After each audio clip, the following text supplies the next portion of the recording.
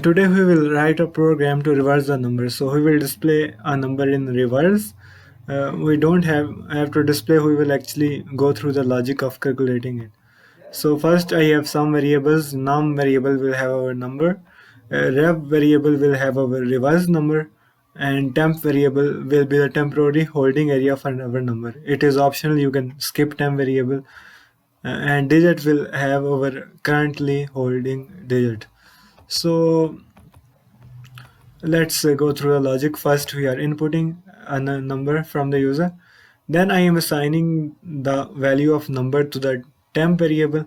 In that case, the advantage of doing this is we have now two copies of our number. So since this variable will be left to 0, during this logic we will still have our number. So we can use our number in other calculations. So that's the point of doing this. So then I'm using a loop, a while loop, since it depends upon the basis of a condition. So my loop will keep executing as long as the value of 10 isn't equal to 0. So let's go through it and see how it works. So let's suppose we have number 1 2 3. So we will keep dividing it until it reaches 0. Remember, it is integer division. So now we are getting 12. Make sure to ignore the 0.3 part since we are doing integer division.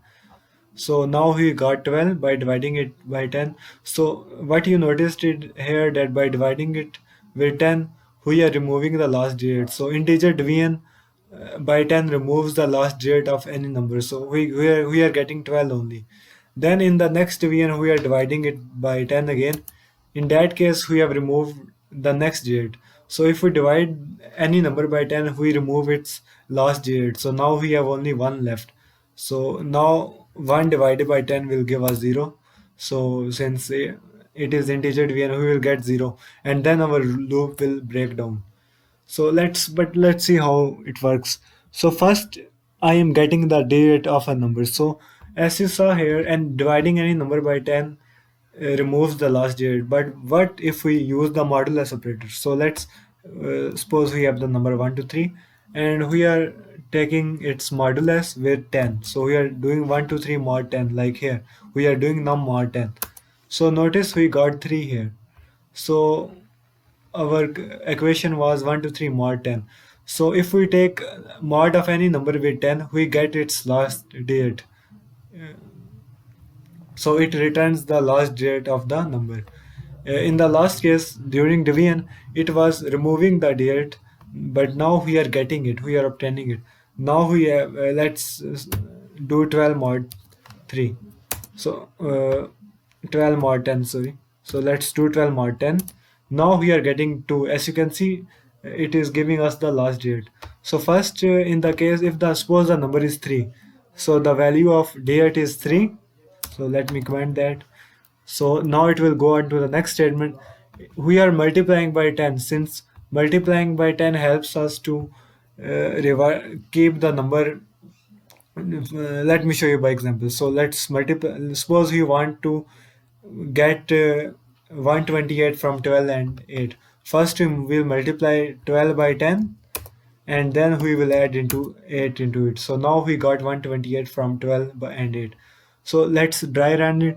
So here we are multiplying 0 with 10 and then we are adding the digit. So 0 times 10 will give us 0, and then we will add 3 into it. So this will also become 3. So now we are dividing our number by 10. That was 1 to 3. So 1 to 3 divided by 10 gives us 12, since 3 is removed now. So now these are our values. So let's go through the next iteration now. So for the next iteration, our number is 12. So when we take its mod with 10, we will get 2. So now we have 2 here, and here we are multiplying the value of rev by 10. So the value of rev was 3. So 3 times 10 will give us 30. And then we are adding that obtained digit, that whatever it is, into 30. So now we are adding 2 into 30, which will give us 32. So now the value of rev is 32. And let's do this step. And then we are dividing the number 12 by 10, which will give us 1. So that's basic stuff. So now the value of temp still isn't equal to 0, so it will go to the top of the loop again. Now we are doing temp mod 10. So if first number is smaller than the second number, we get the first number back. So in this case, 1 is smaller than 10, so 1 mod 10 will give us back 1 right here. So as you can see, we got back 1 here. So in the next iteration, the value of rev was 32, as you can see here. So 32 times 10 will give us 320, and then we are adding this digit into it. So our digit was 1. So now we have 3 to 1 here. And the last step is temp divided by 10. So 1 divided 10 by 10 will give us 0. Uh, and here we got 0. Now the loop will check that temp isn't equal to 0. This condition is false since temp is equal to 0 now. So it will break, it will terminate, it will end, it won't execute its statement again, and it will come here into the next statement. So next statement is simply printing the rev date the rev variable, which is 3 to 1 in this case. So we got our reverse number. So let's try running it. So it's asking for a number. Let's enter 1 to 3. So as you can see, it gave us a reverse 3 to 1. You can enter as long as number as you want. Like suppose we want to enter 47184. So as you can see, we got exact reverse of it, 48714. So that's how the reverse logic works.